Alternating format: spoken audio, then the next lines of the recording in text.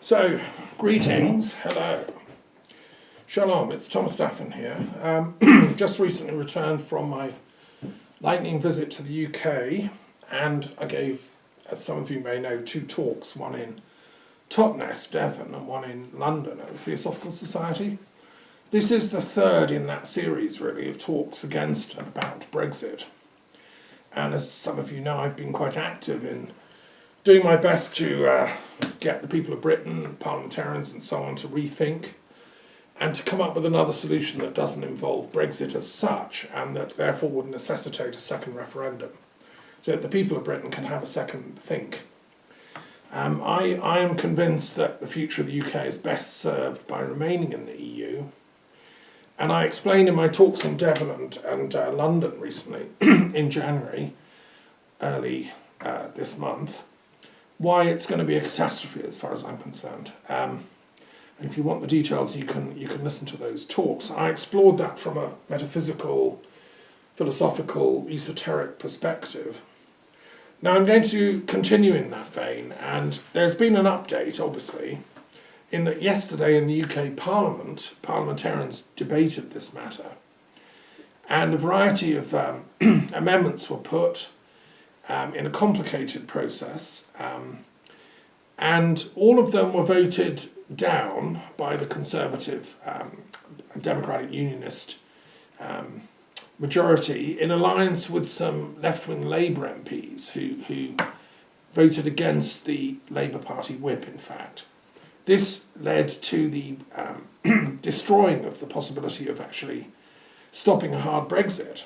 The only motion that got through was one by an MP, Mrs. Spellman, which won by 318 to 310 votes, and advises that there should not be a hard Brexit, but doesn't give any legal requirement for that.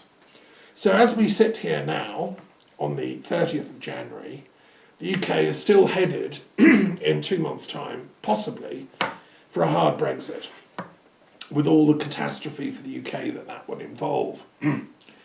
And of course, I'm utterly opposed to that for innumerable reasons. And if you want to know exactly why, then you should look at my newsletter, which I produce. It's more of a journal, it's over 100 pages. And it details dozens and dozens of reasons why Brexit itself is a mistake, in my opinion. And why certainly the worst possible kind of Brexit would be what they call a hard Brexit, which means simply like walking out of the family home with no agreement in place. And that would be, in my opinion, a total catastrophe. So, in my work in London and Devon, I explored the philosophical depths of this. I want to start this short talk by quoting from the Psalms. Britain is mainly a Christian country, and although I'm an Archdruid and I'm speaking in that capacity, I'm also a Christian. And I'm an Anglican Christian, which is an ecumenical tradition of trying to be faithful to all the traditions that Christ himself brought to the earth, whether we want to call it Catholic, or some might say Christ was originally a Gnostic Christian. Some would say he was a Hermetic teacher. Some would say he was a Orthodox teacher, and so on. All these are just adjectives and labels. My interest is in the core essence of what Christ was teaching. And that took place within the context of his original influences, his own teachers, what we now call Judaism. There wasn't such a word in those days. There was the path, the way. And even the existence of the scriptures, the Bible that we have now, was in flux. There was no set canon that Jesus would have been taught as a boy. This is the Bible. And he certainly didn't think he was bringing a new Bible, a New Testament. I think he thought he was renewing what was the primordial covenant of mankind with the source of being. Today in the museum, in prayers, we celebrate every day the universal calendar of saints and sages. Today is the Christian Orthodox philosopher Nicholas Berdyaev, who was Russian, and he was a polymathic existentialist Christian, and a very great thinker. His mother was actually half French. She was born in the south of Russia at the time, and he was someone who ended up living in France. He didn't agree with the Bolshevik interpretation of communism. He thought communism was, at its best, a kind of attempt to apply some of the insights of Christian egalitarianism, but that it should never have been accompanied by force. He was actually arrested at the order of Lenin and put in the Lubyanka and interrogated by Dzerzhinsky, who was the head of the KGB at the time and quite a ruthless man. But Berdyaev explained his views philosophically, and Dzerzhinsky reported back to Lenin. They decided just to let him go. There was no point torturing this man or killing him. He was too clever. He was an intellectual, a proper intellectual. And it's to the credit, actually, of the Bolsheviks. They were not, completely stupid. This is before Stalin took over. That they could actually respect him enough to let him go. And he then was let go on what's called the philosopher's ship, which left Russia and went abroad. He taught for a time in Berlin and then ended up in France, near Paris. And like many intellectuals, I'm working on a book on France's welcoming to non-French intellectuals. It's been a haven for thinkers for many millennia. One of the figures in that is Leonardo da Vinci, who we celebrated last year. It's his 500th anniversary this year. We'll probably have another little gathering in his honour. And last year we went to the tomb of Leonardo da Vinci. He's buried not far from where I'm speaking. And we invented or inaugurated the Leonardo da Vinci Peace Prize, which is about building a top floor on the Pentagon and replacing the madness that's going on inside the Pentagon with the Department of Peace. Or supplementing, I don't mean replacing, I mean supplementing. But it would have exactly the same budget as the Pentagon. And its job would be to make mediation, peacemaking, and so on. So in cases like Venezuela, instead of America getting involved as covert, militarization and CIA people going in, they would send genuine mediators trying to work out how they can really help Venezuelan people reach a solution to their economic problems and so on. It would require, of course, a huge renaissance, actually, as Leonardo da Vinci wanted, of thought, philosophy, and so on in America, because Americans have got too stuck in this idea of, well, if there's a problem politically anywhere in the world, let's just bomb it. We'll send in our CIA squads, we'll assassinate a few people, and we'll, take over the government. Well, the days of that, I think, that way of thinking are coming to an end. Hence the Nonagon project. And hence, I think, the visions of Berdyaev, who believed that Christianity was a message to all those who have hope for that new day. He was called by some people a man of the new day. He was an apocalyptic thinker in the best sense of the word, that Christianity has this revelatory mission or duty to open up truth to us here, where there's so little truth. We live surrounded by lies, misinformation. The internet, which is supposed to be a wonderful opening to truth, has become a kind of disinformation source. We no longer know what to believe or who to believe. And so it's interesting that even Vladimir Putin, the Russian leader at the time, is a great fan of Berdyaev, and he recommended one of Berdyaev's books, The Philosophy of Inequality, to the regional governors in Russia. And, I think this is indicative of Putin's own intellectual depth, really. And so one thing I'm very suspicious of is all this anti-Russian, anti-Putin propaganda. As European coordinator of the World Intellectual Forum, I test the spirits before I come to judgment. And there is so much misinformation out there that you need to do your own research, your homework. Study Berdyaev, read the classics of global philosophy before you then have a criteria strong enough to come to your own judgments, I think. That's by way of introduction. I'm going to read from Psalm 101, and at the end of my short talk I'm going to do a brief commentary on it. But in a sense, all my talk today is a commentary on Psalm 101. This is in a new translation by a Jewish poetess, an amazing woman called Pamela Greenberg, who did a degree in literature. She's a poet, and she's revisited the Psalms and done a fresh translation from the original Hebrew in a way that brings them to life as modern English poetry, but is faithful to the meaning, to the sense of the original. And I think she's done an extraordinary work. So thank you, Susan. Pamela. Pamela Greenberg. Psalm 101. Of kindness and justice I sing. To you, O Holy One, I make melodies. I study the path of simplicity. How long until you come to me? I have lived in my house with a clear heart, have not placed before my eyes things of no worth. Those who swerve from you, I have stayed from them distant. None of it clings to me, a twisted heart. I've turned from it away. Evil, I do not study its path. Those who speak slander of their neighbour in secret, I will humble into silence. The haughty eye and unsatisfied heart, they are unable to know you. My eyes are upon the world's faithful, so that they might dwell at my side. Those who walk the path of simplicity will be my help. Those who profess faith while acting unjustly, they do not dwell in my house. Those who speak deceit do not remain before my eyes.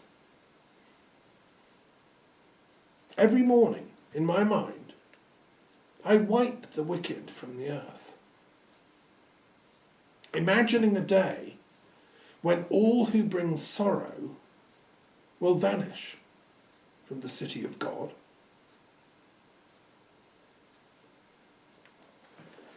So I love that psalm. It's an amazing psalm. And in my work as a scholar of religious studies, a teacher, I've done commentaries on the New Testament Gospels, including also the two Gnostic Gospels of Thomas and Mary Magdalene.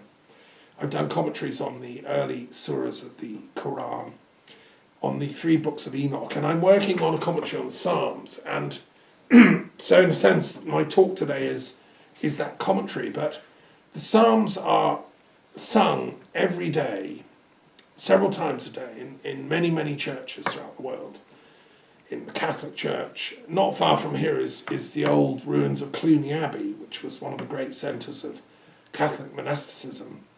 And they used to sing the Psalms every day in there many times a day.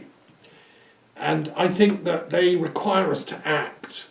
I've coined the phrase an intellectivist, as an activist who's also an intellectual. And so the Psalms are not just praises, but also invocations for action. And action includes thought and clarifying our intellectual and spiritual vehicle so that we can be more effective as actors. And whether we say they go back to King David or they go back to a school of psalmists attached to the temple after David, or some of both, or whatever, that's a matter for scholarly commentaries, and I've contributed a little bit to that. It's not my purpose today. My purpose today is with the spiritual meaning of this psalm, and I will be coming back to it at the end. I find it a deeply meaningful text. I want to move on now and offer a critique of the debates in Parliament for those that are interested in Brexit. I found the quality of the debates on the whole fair, but in the beginning when Jeremy Corbyn was speaking, he gave, I think, quite an impassioned example of oratory. He was at his best, I would say. I've not heard him quite that moving for a while, against the folly of a hard Brexit, against the Conservative policy. And he was proposing instead that there should be an absolute no hard Brexit, that should be ruled out of order. And secondly, that it would be in Britain's interest to remain in a close relationship with the European Union in what he calls a customs union. And he thinks that he would like to negotiate that. Well, with all due respect to Jeremy Corbyn, I'm not absolutely sure what planet he's on. He doesn't come out in favour of a second referendum, which is the only way to actually ensure what he wants, because that could be one of the options on the ballot paper. And he won't, he won't take the necessary steps to discipline his own MPs to absolutely vote for the amendments that could have prevented a hard Brexit. His own Yvette Cooper had put forward an amendment, and he gave it lukewarm support. He didn't even mention, when Keir Starmer spoke, didn't even mention they were supporting that amendment, which is unbelievable. And in fact, that amendment lost in the end by 298 votes in favour of it to 321, which again meant that quite a few Labour MPs had voted against their own party's Yvette Cooper's attempt to stop a hard Brexit. So, what is on earth going on in the Labour Party? Now, I want to address that because why are these left-wing MPs like Dennis Skinner and others, why are they voting with the Tories to push through Brexit, which is exactly what they're doing? There's no pretense here. Why aren't they being disciplined by Corbyn? Why aren't they being sacked from the Labour Party? He's so lukewarm in his support for what he wants, which is a customs union, that he's prepared to let these harmful Valkyries hijack the British political system and these extreme left MPs to affiliate with the extreme right MPs to bring about a hard Brexit. Blimey, what's going on here? This is like hats on, folks. I'm speaking now as a political scientist, as a philosopher of political thought. I studied at the University of London. I've done my time reading the text. I know what's going on here, and I've worked it out. And it's very difficult. Just bear with me, because to the normal commentator it doesn't make sense, and in the media they're all just, they're like frightened rabbits watching glinting mirrors and all being blurred by the sun. Unless you really understand political theory and political praxis, you aren't going to have a clue what's going on. What's happening is that the Brexit thing is a combination of the hard right, the extreme, and I'm talking extreme right, Steve Bannon, Farage. These are essentially coming from a neo-fascist position, and they're talking to the neo-fascists of Europe, the Le Pens and the extreme right-wing people who have a sort of populist right-wing philosophy, which is we hate elites, we hate the European Union because it's full of liberal intellectuals, because it's, people with degrees and people that talk clever. We, the people on the street, we're the mob, and we're sick of all that, so we're going to bring it down. And we're going to vote against the EU. What are we going to put in its place? Well, a sort of populist nationalism. England for the English. We can go into a nice pub in England and chat with the lads, and or in Germany or wherever you want. And this sort of populist mass movement of anti-elitism shades over into the visions of Trump and Steve Bannon. Steve Bannon's the link man here. Now, Steve Bannon, as I've explained in my other talks, is an occultist. He's studied deeply in esoteric philosophy and occultism, and he backs his theory of politics by reference to all that. Well, that's interesting, because so do I. It's just that on this occasion, Steve Bannon and his right-wing cronies and I are on totally opposite sides politically. We have many of the same, points of reference. I mean, Manly Palmer Hall's great book, The Secret Teachings of All the Ages, is one of his favourite books. Well, it's also one of my favourite books. I have it next door in the library. So Bannon, I totally understand where he's coming from. My grief about Bannon is that he's coming from a limited, and he's got off the train too early. You see, enlightenment is a train which ultimately leads to compassion, to wisdom, to kindness, to mercy. He's got off the train when he's still angry. He got off at the station too early on the esoteric journey, called, I'm angry with the elites, I'm going to bring them down. And apparently it got so bad in the White House that he was shouting at all the other staff, Trump's family even, his daughter and all the rest of it. It got so bad that they wouldn't even be in the room with Bannon unless they had lawyers with them. And Bannon wouldn't even be in the room with them unless they had lawyers. Because they were all out to sue each other because they basically coming from a position of hate. And that's not the mark of an enlightened person or a wise person. And therefore Brexit has been stirred up by these hard right-wing people. They think they're sort of Gnostic occultists who've seen through the liberal elite. In Europe it's the EU, in Washington it's the East Coast intellectuals like Hillary Clinton, God forbid she went to Wellesley, that den of evil people. I'm joking because 2 of my interns came from Wellesley. It's a decent university, right, where Hillary came from. Hillary's actually quite a clever woman, being utterly vilified by the media and by the Bannon and Trump lot. Although, of course, she got some terrible things wrong when she was in power in policy. I'm not disputing that. However, so this anti-intellectualism of the right is so familiar to me as a historian. I've studied the rise of fascism in Italy and in Germany, and I've looked at the history of fascism in Britain and the Mosley and the black shirts and so on. They also were anti-intellectual, and it's a fundamental default position of the extreme right to be anti-intellectual. It goes back to the time of the French Revolution and the complaint that those damn Masonic elites were, causing trouble, and we have to, destroy them because they've got too many fancy ideas. And this tradition of anti-intellectualism went very deep into the European right and also into the American right.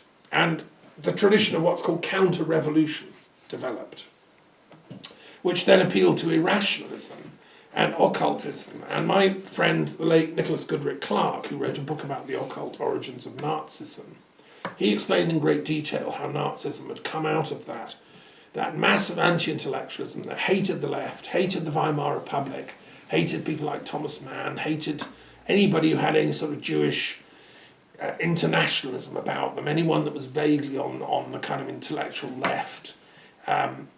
They persecuted them, and when they got power, they started to beat them up and then stick them in gas ovens, if they were on the left or Jewish. And this is where this anti-intellectualism goes in the end. Now, so that's the right-wing version of it. And I'm very disappointed, therefore, and disturbed when I watch the debates in Parliament yesterday and I see Tory MPs standing up and saying, well, I'm here to support, hard Brexit and smash the people that are trying to stop us breaking away. And I'm not an intellectual at all. I'm not an intellectual. And I find it shocking that MPs should get up and say that as if it's a mark of honour. It's a badge of honour now.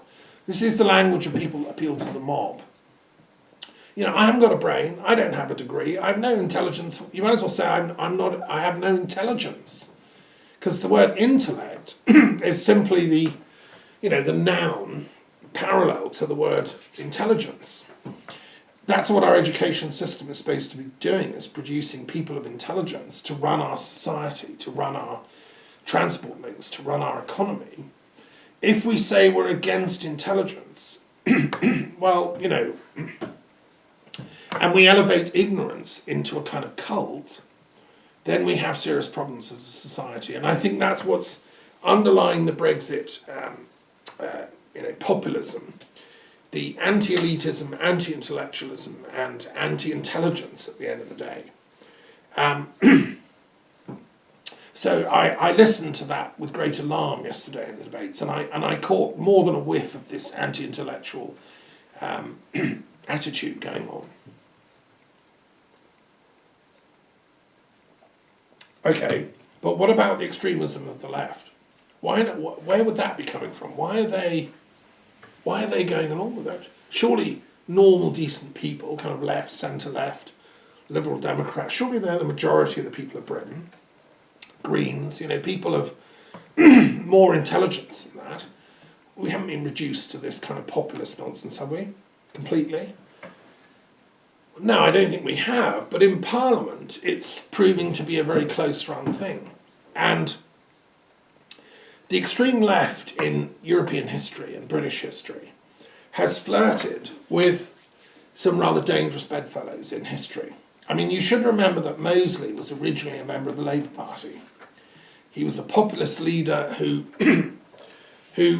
basically he said, this mob is anti-Semitic, they're anti-immigration, they're anti-elites, they're anti-bankers, they're anti-the financial markets, most of them run by Jews. So let's kind of work with them, stir up the mob, copy what Hitler's doing, and we'll take power in Britain. He was a Labour Party member. He was quite senior in the Labour Party who did that. And there's this tradition in the Labour and the socialist tradition of a sort of anti-elitism which shades into and overlaps with an anti-Semitism, an anti-Jewish ideology. Now, most political scientists, most philosophers either don't know that or they don't speak about it. But it's a historical fact. In the 19th century, when socialism was being developed by thinkers like Saint-Simon in France and Robert Owen in Britain and others, they were cosmopolitan universalists. They didn't have any anti-Semitism about them. They were universalists. They would be like me, Philo-Semites, who wanted the realization and the wisdom development of all peoples, regardless of our race or culture or background or language or whatever. I mean, one of the greatest socialists was Moses Hess, who was Jewish and who introduced Marx and Engels. He was a universalist, socialist, communist actually, who wanted a society based on love. He was a typical Hegelian mystic like me, a left-wing genius mystic who wanted this universal kingdom of love to come. He wanted the dissolution of the difference between Christians and Jews and any other religion, which he thought would go when we had a communist society based on pure love. And he wrote a book called the Religious History of Humanity as a young man, which I'm reading it. It's like I could have written that, exactly the same word for word. He introduced Marx and Engels thinking they would help that work. But unfortunately, they disowned him and said, no, he's an idealistic dreamer. Isaiah Berlin, one of the great liberal intellectual historians of 20th century who influenced my work a lot. I studied with people who knew him. He was one of the first thinkers to write an essay about Moses Hess in detail, saying this man is a genius. We've got to bring him back, not just for the history of Judaism, but for the history of thought. He belongs in our reference books. He's been written out of them. Dismissed. But I think it's important. And so his version of socialism, again, was totally cosmopolitan. He ended up becoming someone that believed that probably for history to really have a happy ending, the Jews should be allowed to go back to their homeland in Palestine. They should be allowed to have their promised land back. And then everyone could live happily ever after. He thought that it was wrong that these Jews had been homeless for centuries and persecuted wherever they go. And he, as a German Jew, was very sensitive to anti-Semitism. He saw it. It was going on in Russia, it was going on in Poland, going on in Germany, and he saw, this isn't right. I think we need a homeland back, folks. And so he's celebrated in modern-day Israel as one of the rebuilders of the new Israel. And I would say he belongs in that roll call of genuine early spiritual idealistic Zionists that were not intending to destroy, damage or hurt the neighbouring population, but to live alongside them.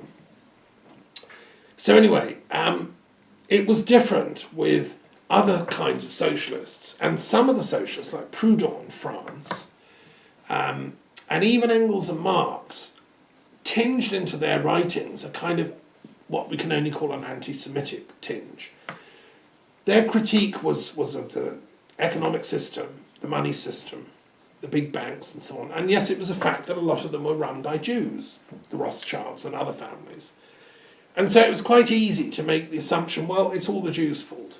They're the rich people running the banks, so we've got to get them first, before we can have any kind of socialism and wealth distribution for the poor. The problem with this logic was that it was based on a set of false assumptions. The reason that the Jews in the European history had been mostly bankers and financial people was because that was the only profession they were allowed to do. For most of European history, the Jews were a persecuted minority. They were not allowed to live anywhere. They had to settle in ghettos. And they were often, at various times, persecuted and clobbered by the ruling authorities. And the only job they were allowed to do was actually to run the financial trade, money lending, because that was regarded as a sin. In medieval Christian Europe, usury, as it was called, was actually a sin. It was regarded as the devil's work. And so the Jews were allowed to do it. So it wasn't that they were given a great job with lots of power. No, they were given the worst possible job in the ideas of Christian Europe. Because, they could do the devil's job because they were a tribe from the devil. So they were scapegoated into that role. Now, the phrase anti-Semitism was coined by a man called Wilhelm Marr in Austria in the course of the 19th century, and he fell for this mistake of thinking that, gosh, the Jews are running the banks, got a club of the Jews, then we'll get the money out of the banks.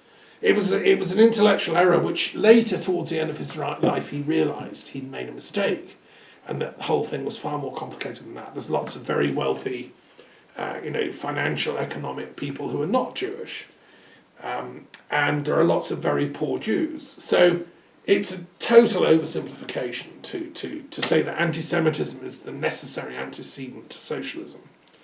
But unfortunately, Wilhelm Marr, in coining the phrase anti-Semitism, let that cat out the bag. And then other people, petty socialists, left-wing radicals, which included the young Adolf Hitler, they picked up the club of anti-Semitism and socialism in one hand, and they said these things go together. You can't have socialism without anti-Semitism. And that became the platform of the Nazi Party, which was the National Socialist Party. It became the slogan for National Socialism. And its equivalent in other countries, like in Mosley's fascist movement in Britain, and there were fascist movements in the USA and in Spain and everywhere. And they all had this association of destroying the Jews in order to get socialism. Okay, fast forward. That was an element in the Labour Party all along. It's never been faced down properly. I mean, I've sat in the chair in the LSE common room where George Bernard Shaw used to sit when the LSE was very early set up, and Shaw was one of the Fabians who set it up. Authentic British Fabianism in the Labour Party is a million miles from that kind of thinking, that anti-Semitic nonsense. And many of the great savills and thinkers of the Labour movement in British history have been Jewish. People like Leonard Woolf, who was in charge of its research bureau and who was the husband of Virginia Woolf, and many, many other great intellectual Jewish thinkers up to the present day. Unfortunately, there's been this other strand, which is anti-intellectual and anti-elitism. And it hooked into the anti-EU rhetoric of the referendum campaign. People on the left, people like George Galloway and other kind of left-wing agitators and leaders of the mob, the left-wing mob, developed an anti-EU rhetoric, along with people like Dennis Skinner and others, which is also anti-Israeli, anti-Zionist, and merging into a kind of anti-Semitism.